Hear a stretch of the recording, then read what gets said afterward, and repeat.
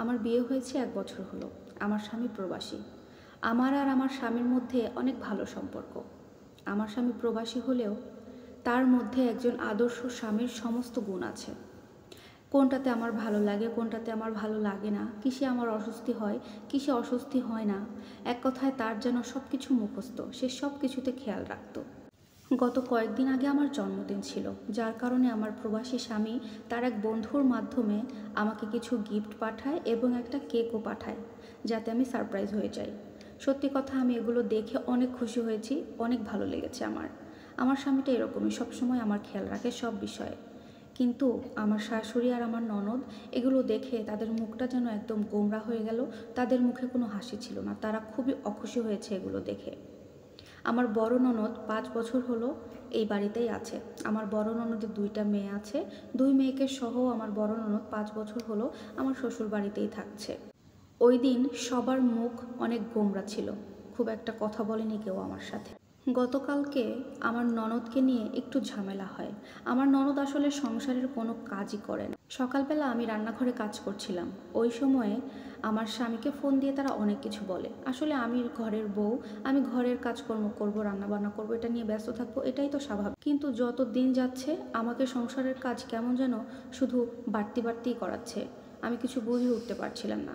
আমার যে ননদের 2টা মেয়ে, আমার ননদের 2 মেয়ের জামা কাপড় সমস্ত আমাকে ধুইতে হতো। ননদ থেকে শুরু করে তাদের 2 মেয়ের সমস্ত কাজ আমাকেই আলাদাভাবে করতে হতো। তারা নিজেরাও করতো না, অন্য কাউকে দিয়েও করাতো না। সারাদিন কাজ করার পরে, খাটাখাটনি করার পরেও আমি যে একটু আলাদাভাবে রেস্ট নিব, সেই রেস্ট নেওয়ারও আমার কোনো সুযোগ ছিল না। ননদের 2 মেয়েকে বেশিরভাগ সময় আমার কাছেই রাখতো। আমার ননদ ওর 2 মেয়েকে আমার কাছে রেখে কোথায় যেন সবসময় ঘুরতে যেত, বাইরে বেশিরভাগ সময় কাটাতো। আর যদি কোনো সময় আমি রাখতে না চাইতাম, কোনো কাজের কথা বলতাম, আমাকে অনেক কথা শোনাতো। আর আমার ননদের সাথে তো শাশুড়ি ছিল, সবসময় তার মেয়ের হয়ে আমাকে অনেক কথা শোনাতো। এই সমস্ত কথা আমি আমার হাজব্যান্ডকে কখনো সেভাবে কিছু শেয়ার করতাম না।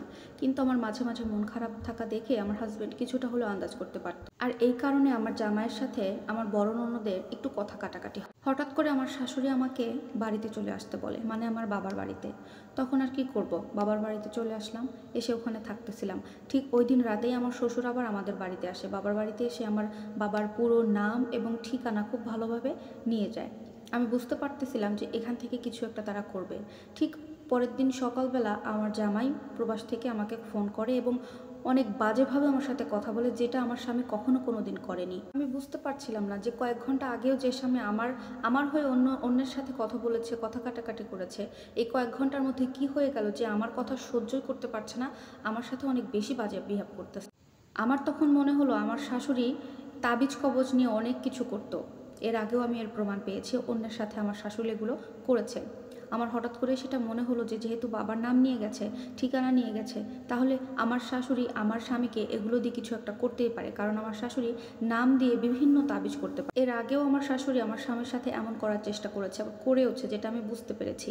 যখনই দেখে আমার স্বামীর সাথে আমার সম্পর্ক একটু ভালো বা আমার হয়ে আমার স্বামী একটু কথা বলছে, তখনই আমার শাশুড়ি এই কাজটা করে, তখনই তাবিজ করে আর আমার সাথে আমার স্বামীর সম্পর্কটা একটু খারাপ হয়ে যায়। কিন্তু এই তাবিজের বেশি দিন টিকে থাকে না, সম্পর্ক আবার ভালো হয়ে যায়। 15 দিন গেলেই সে আবার আগের মতো স্বাভাবিক হয়ে যায়।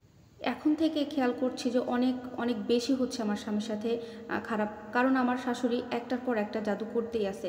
একবার জাদুর প্রভাব কেটে গেলে সাথে সাথে আবার শুরু করে দিই। সব চিন্তা ভাবনা করে মাঝে মাঝে নিজেকে পাগল মনে হয়, কিছুই ভালো লাগে না, খেতেও ইচ্ছা করে না, কোনো কিছুতেই কোনো ভালো লাগে না। আমার হাজব্যান্ডও আগের মতো আর আমাকে ফোন দেয় না, আমার সাথে সময় কাটায় না, কথাও হয় না।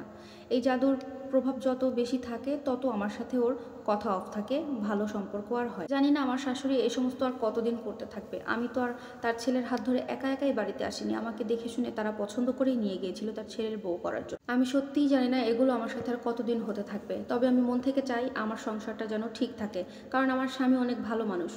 আমি মনে করি যে আমার শাশুড়ি আমার স্বামীর সাথে কিছু একটা করছে, তাই তার এরকম হচ্ছে।